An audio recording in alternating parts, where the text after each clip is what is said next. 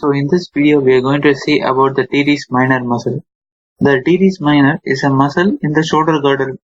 It's a component of rotator cuff and a narrow elongated muscle, as you can see here. This is the teres minor.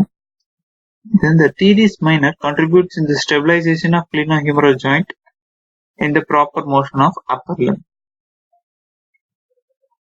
Okay, it originates from the lateral border of scapula, insertion at the greater tuberosity of humerus.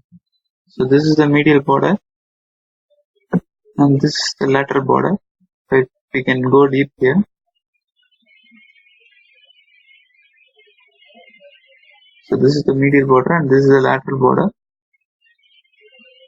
Now we can see about the blood supply.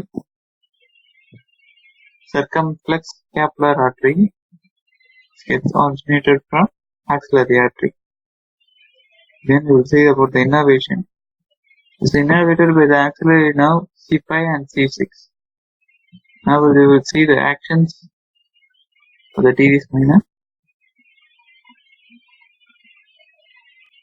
So horizontal abduction along with pec, deltoid and the infraspinatus muscle.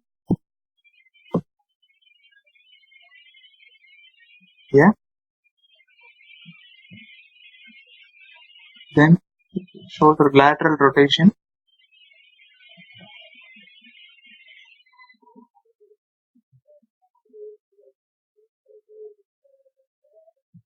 Along with deltoid, trapezius, infraspinatus muscle.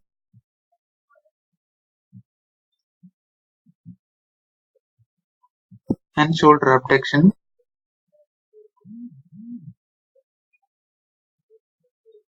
Shoulder adduction with pec, lats, infraspinatus teres major and minor, and triceps. Thank you.